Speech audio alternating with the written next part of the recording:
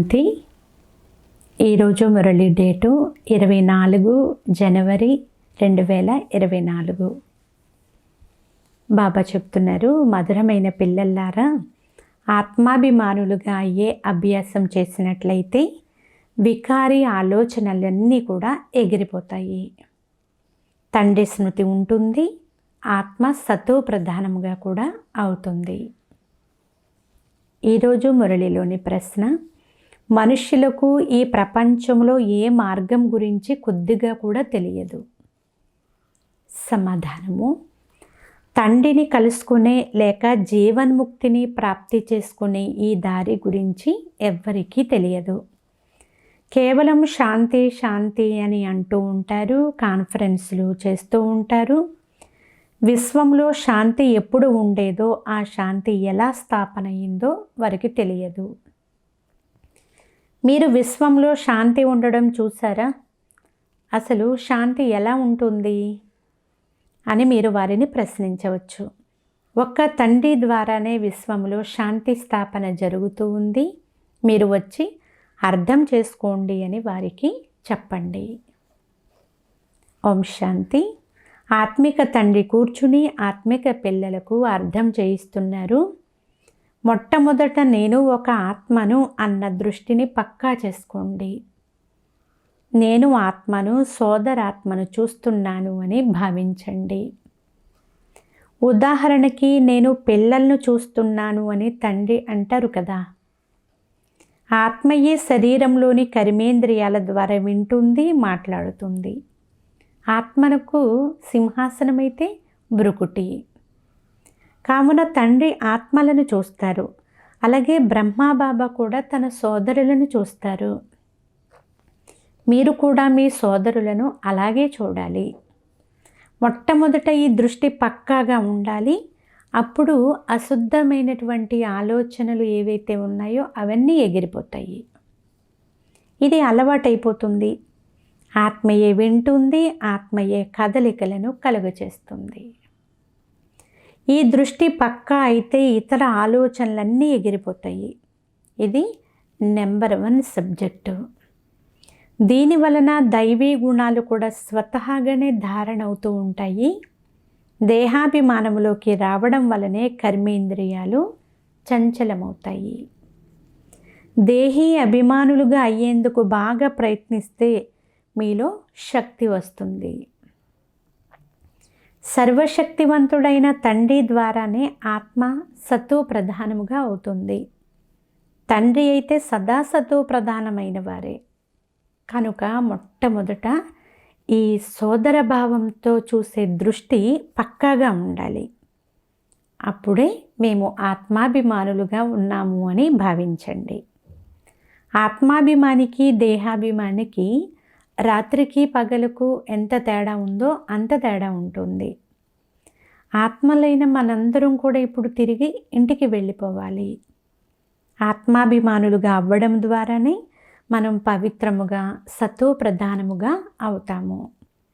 ఈ అభ్యాసం ఎప్పుడైతే చేస్తారో అప్పుడు వికారి ఆలోచనలు ఎగిరిపోతాయి. భూలోక తారలు అని మనుషులు అంటారు.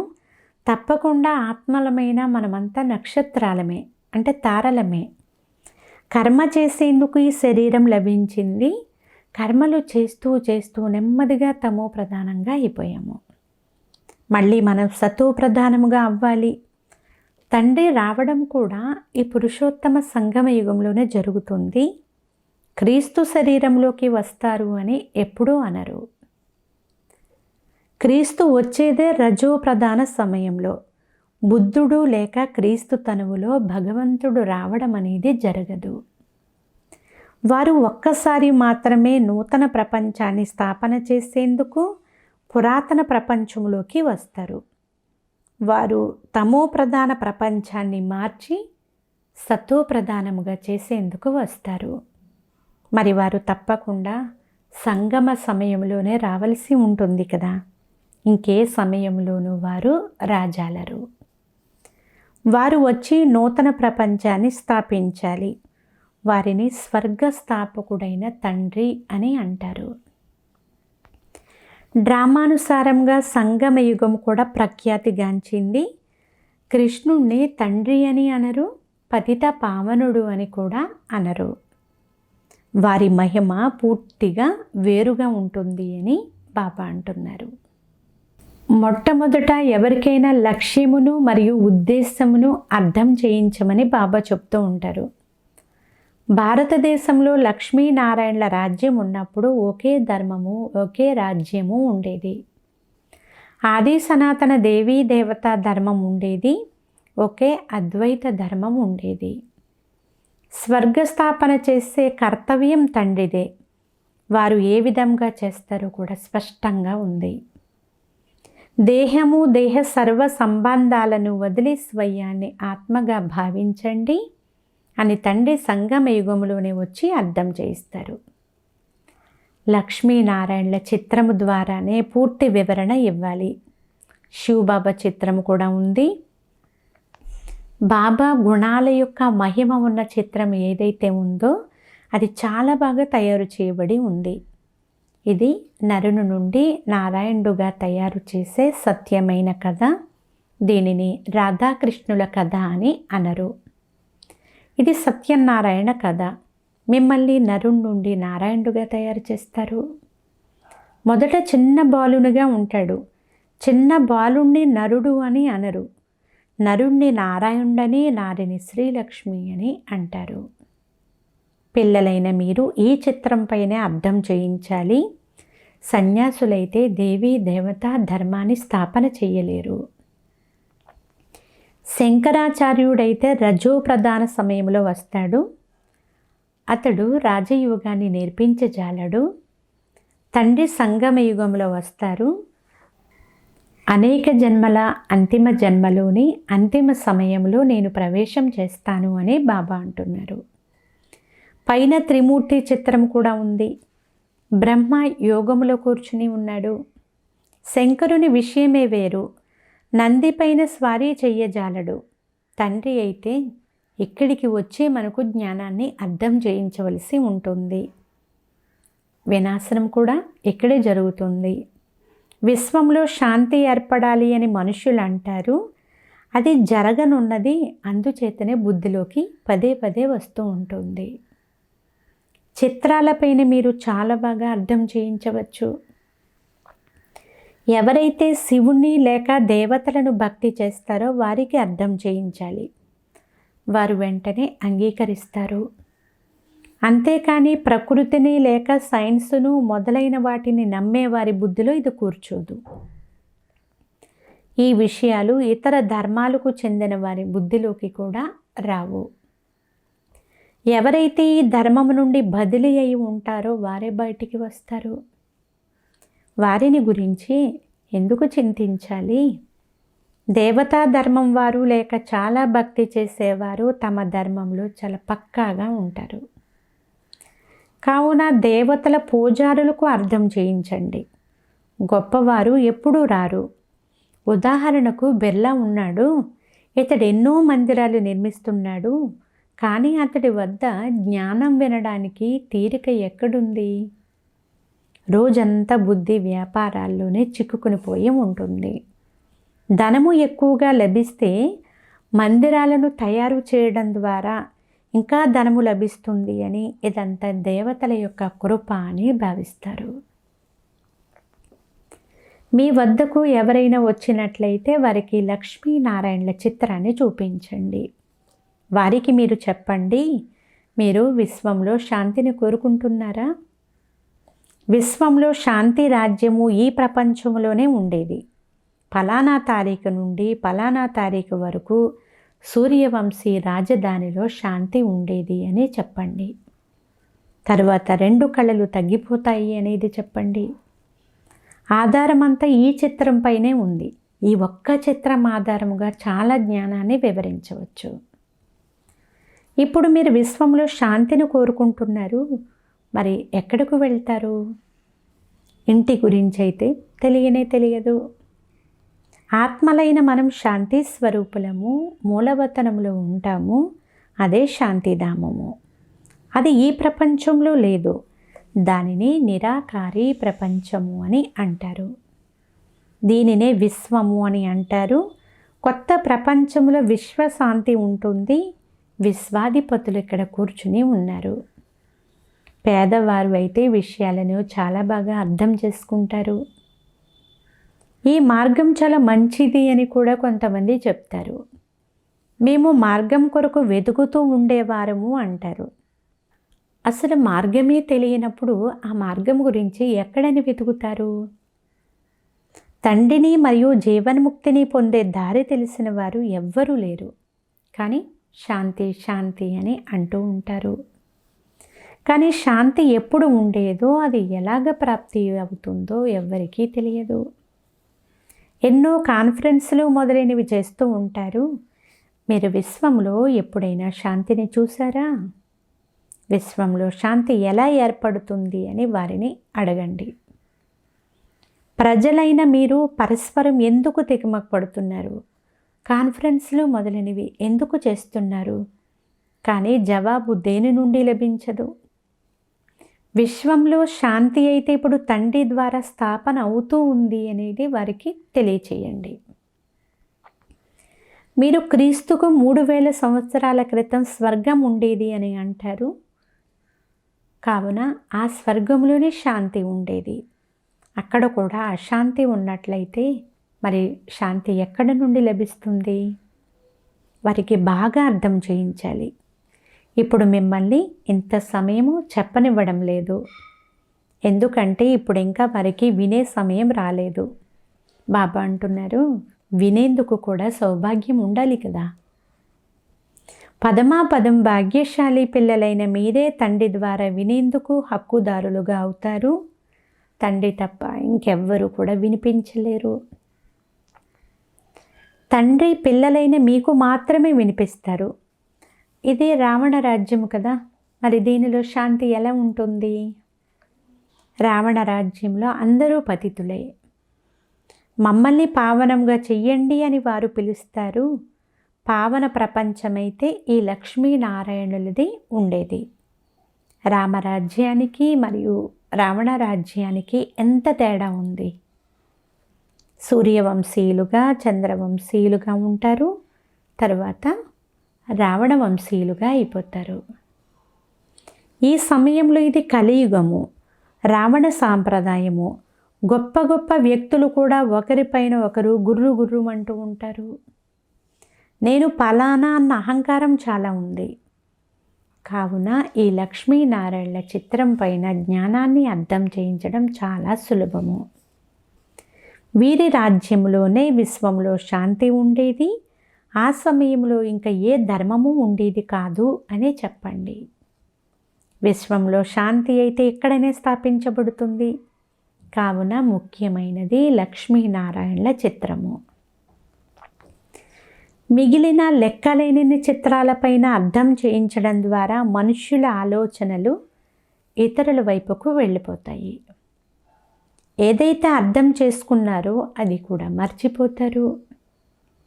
అందుకే వంట చేసేవారు ఎక్కువైతే వంట పాడవుతుంది అని అంటారు. చిత్రాలు చాలా ఉంటే, నవ్వు పుట్టించే మోడళ్ళు లేక డైలాగులు ఉంటే ముఖ్యమైన విషయము బుద్ధి నుండి తొలగిపోతుంది కదా. తండ్రి ఈ రాజ్యాన్ని స్థాపన చేస్తున్నారు అని ఎవరో ఒక్కరే అరుదుగా తెలుసుకుంటారు. 84 జన్మలు కూడా వీరి కొరకే ఉంటాయి. ఒక్కరిని మాత్రమే ఉదాహరణగా తెలియచేయబడుతుంది. అందరినీ ఎలాగ పెట్టగలుగుతారు? శాస్త్రాలలో కూడా ఒక్క అర్జునుడి పేరే కదా తీసుకున్నారు. స్కూల్లో మాస్టారు ఏ ఒక్కరిని మాత్రమో చదివించరు కదా. ఇది కూడా పాఠశాల.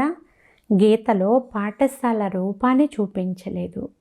కృష్ణుడు చిన్న బాలుడు, అతడు గీతను ఎలా వినిపించగలడు? అదంతా భక్తి మార్గము. మీ ఈ బ్యాడ్జీలు కూడా చాలా పనిచేస్తాయి. ఇవి అన్నింటికంటే చాలా మంచివి.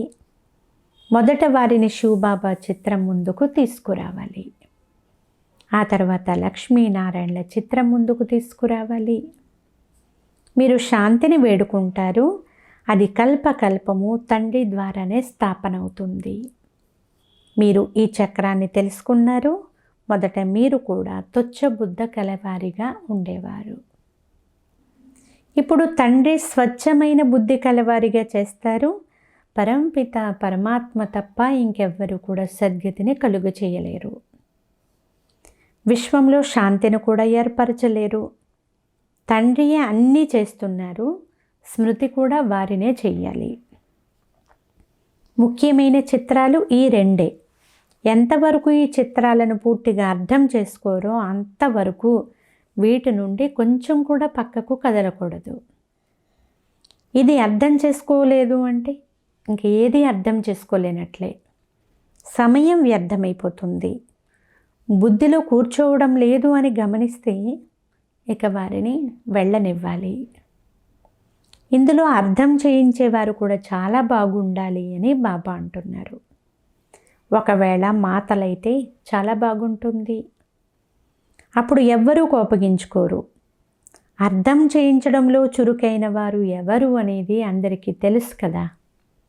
మోహిని, మనోహర్, గీత మొదలైన చాలామంది మంచి మంచి పిల్లలు ఉన్నారు. కావున మొదట లక్ష్మీనారాయణల చిత్రం పైన పూర్తిగా పక్కా చేయించాలి. ఈ విషయాలను చాలా బాగా అర్థం చేసుకోవాలి. అప్పుడు శాంతిమయ ప్రపంచంలోకి వెళ్ళగలుగుతారు అని వారికి చెప్పండి. ముక్తి, జీవన్ముక్తి రెండూ లభిస్తాయి. ముక్తిలోనికైతే అందరూ వెళ్తారు. మళ్ళీ పాత్రను అభినయించేందుకు నెంబర్ వారీగా వస్తారు. ఈ విషయాలు చాలా నషాతో అర్థం చేయించాలి. ఈ చిత్రమే నెంబర్ 1. వీరే విశ్వంలో శాంతికి అధిపతులుగా ఉండేవారు. ఈ విషయాలు వివేకవంతుల బుద్ధిలో కూర్చుంటాయి. భలే బాగుంది బాగుంది అని అంటారు, కాళ్లపైన పడతారు, కానీ తండ్రినైతే తెలుసుకోరు. వారిని కూడా మాయ వదలదు. ఏ తండ్రి అయితే ఇంత ఉన్నతముగా తయారు చేస్తారో మరి ఆ తండ్రిని ఎంతగా స్మృతి చేయాలి. అందుకే నన్ను స్మృతి చేస్తే మీ పాపాలు తొలగిపోతాయి, సతో ప్రధానముగా అయిపోతారు అని తండ్రి అంటున్నారు. ఇక్కడకు లోపలకు రావడంతోనే సంతోషంతో శరీరము కూడా పులకరించిపోవాలి. నేను ఈ విధముగా తయారవుతాను. నేను లోపలికి రాగానే ఈ లక్ష్మీనారాయణల చిత్రాలను చూడగానే ఎంతో సంతోషిస్తాను. ఓహో, బాబా మమ్మల్ని ఈ విధంగానే తయారు చేస్తున్నారు. వాహు బాబా వాహు. లౌకికేంటులో తండ్రి గొప్ప స్థానంలో ఉంటే మా తండ్రి ఒక మంత్రి అని పిల్లలకు ఎంతో సంతోషం ఉంటుంది. అలాగే మా తండ్రి మమ్మల్ని ఇలా తయారు చేస్తున్నారు అని మీకు కూడా సంతోషం ఉండాలి కదా. కానీ మాయ మరిపింపచేస్తుంది, ఎంతగానో ఎదిరిస్తుంది. పిల్లలైన మీకు మాత్రం సంతోషం ఉండాలి. దైవీ గుణాలను కూడా ధారణ చెయ్యాలి. ఆత్మాభిమాని భవ. ఆత్మరూపీ సోదరుణ్ణి చూసినట్లయితే స్త్రీని కూడా ఆత్మరూపంలోనే చూస్తారు. అశుద్ధమైన దృష్టి కలగదు. ఎప్పుడైతే మీరు సోదర దృష్టితో చూడరో అప్పుడు మనసులో తుఫానులు వస్తూ ఉంటాయి. ఇందులో చాలా శ్రమ ఉంది, మంచి అభ్యాసం కూడా కావాలి. ఆత్మాభిమానులుగా అవ్వాలి. కర్మాతీత స్థితి అయితే చివరిలో వస్తుంది. సేవ చేసే పిల్లలే తండ్రి హృదయాన్ని అధిరోహించగలుగుతారు. భలే ఆలస్యముగా వచ్చినా వారు కూడా త్వరగా ముందుకు వెళ్ళవచ్చు. పిల్లలైన మీరు ఇల్లు వాకిళ్లను ఎలా వదిలారో, రాత్రికి రాత్రి ఎలా పరిగెత్తారో, మళ్ళీ ఎంతమంది పిల్లలను ఎలా పాలించారో మీరు యజ్ఞ చరిత్రలో ఇదంతా విన్నారు. దీనినే బట్టి అని అంటారు. మళ్ళీ బట్టి నుండి నెంబర్ వారీగా వెలువడతారు. ఇది ఆశ్చర్యం కదా. ఈ తండ్రి మిమ్మల్ని అద్భుతమైన స్వర్గానికి అధిపతులుగా చేస్తున్నారు. భగవంతుడైన తండ్రియే మిమ్మల్ని చదివిస్తారు. కానీ వీరు చూడండి ఎంత సాధారణముగా ఉన్నారో. ప్రతిరోజు పిల్లలకు ఎంతగా అర్థం చేస్తూ ఉంటారు. అంతేకాదు పిల్లలకు నమస్కరిస్తారు కూడా. పిల్లలు మీరు నాకంటే ఉన్నతముగా అవుతారు. మీరే నిరుపేదల నుండి డబల్ కిరీటదారులైన విశ్వాధిపతులుగా అవుతారు అని బాబా అంటున్నారు. తండ్రి ఎంతో ఆసక్తితో వస్తారు. లెక్కలేనన్ని సార్లు వచ్చి ఉంటారు. ఈరోజు మీరు రాముడినైనా నా నుండి రాజ్యాన్ని తీసుకుంటారు. మళ్ళీ రావణునితో ఓడిపోయి మీరు మీ రాజ్యాన్ని పోగొట్టుకుంటారు. ఇదంతా ఒక ఆట అని బాబా అంటున్నారు. అచ్చా, మధురాతి మధురమైన అపురూపమైన పిల్లలకు మాతాపిత బాబ్దాదాల ప్రియ స్మృతులు మరియు గుడ్ మార్నింగ్. ఆత్మిక పిల్లలకు ఆత్మిక తండ్రి నమస్తే. ఆత్మీయ తండ్రికి ఆత్మీయ పిల్లల యొక్క ప్రియ స్మృతులు, గుడ్ మార్నింగ్ మరియు నమస్తే నమస్తే నమస్తే. ధారణ కొరకు ముఖ్య సారము. ఫస్ట్ పాయింట్, ఆత్మను సతో ప్రధానముగా తయారు చేసుకోవాలనుకుంటే సర్వశక్తివంతుడైన తండ్రి నుండి శక్తిని తీసుకుంటూ ఉండాలి. దేహీ అభిమానులుగా అయ్యే పురుషార్థమును చేస్తూనే ఉండాలి. ఆత్మలమైన మనమంతా సోదరులము. ఇదే అభ్యాసం నిరంతరము చేస్తూ ఉండండి. సెకండ్ పాయింట్, తండ్రి మరియు లక్ష్యము. లక్ష్యం ఏమిటి? లక్ష్మీనారాయణులుగా తయారు కావడం. కావున ఈ చిత్రం పైన ప్రతి ఒక్కరికి విస్తారముగా అర్థం చేయించండి. కానీ మిగిలిన విషయాలలో సమయాన్ని మాత్రం వ్యర్థం చేసుకోకండి. ఈరోజు వరదానము, ధరణిని, నాడిని, సమయాన్ని చూసి సత్యమైన జ్ఞానాన్ని ప్రత్యక్షం చేసే నాలెడ్జ్ఫుల్ భవ. సారాంశము, తండ్రి ఇచ్చే కొత్త జ్ఞానము సత్యమైన జ్ఞానము ద్వారానే కొత్త ప్రపంచం స్థాపన అవుతుంది. ఈ అథారిటీ మరియు నష మీ స్వరూపంలో ఎమర్జ్గా ఉండాలి. అయితే వస్తువునే ఎవరికైనా కొత్త జ్ఞానములోని కొత్త పాయింట్స్ వినిపించి కన్ఫ్యూజ్ చేయకండి. భూమిని, నాడిని మరియు సమయాన్ని చూసి జ్ఞానమును ఇవ్వండి. ఇది జ్ఞానస్వరూపానికి గుర్తు. ఆత్మ యొక్క ఇష్టాన్ని గమనించండి. నాడిని చూడండి, భూమిని తయారు చేయండి, కానీ లోపల సత్యత యొక్క నిర్భయతా శక్తి తప్పకుండా ఉండాలి. అప్పుడే సత్యమైన జ్ఞానాన్ని ప్రత్యక్షం చేయగలుగుతారు. స్లోగన్, నాది అని అనడము అనగా చిన్న విషయాన్ని పెద్దదిగా చేయడము. నీది అని అనడం ద్వారా పర్వతమంత విషయాన్ని కూడా ఆవగింజ సమానముగా తయారు చేయడము. అవ్యక్త సైలెన్స్ ద్వారా డబల్ లైట్ ఫరిస్తా స్థితిని అనుభవం చేయండి. బాధ్యతను నిభాయించడం కూడా చాలా అవసరము. కానీ ఎంత పెద్ద బాధ్యత ఉంటుందో అంత డబల్ లైట్గా కూడా ఉండాలి. బాధ్యత నిభాయిస్తున్న బాధ్యత యొక్క బరువు నుండి భిన్నంగా ఉండాలి. అటువంటి వారిని తండ్రికి ప్రియమైన వారు అని అంటారు. ఏం చెయ్యాలి, చాలా బాధ్యతలు ఉన్నాయి అని భయపడకండి. ఇది చెయ్యాలా వద్దా, ఇది చాలా కష్టము అని అనుభవం అవ్వడము అంటే అది బరువే కదా. డబల్ లైట్ అనగా దీని నుండి కూడా మీరు భిన్నంగా అయిపోవాలి. ఎలాంటి బాధ్యత గల కర్మ అయినా దాని అలజడి యొక్క బరువు మాత్రం కొంచెం కూడా ఉండకూడదు. అచ్చా, ఓం శాంతి.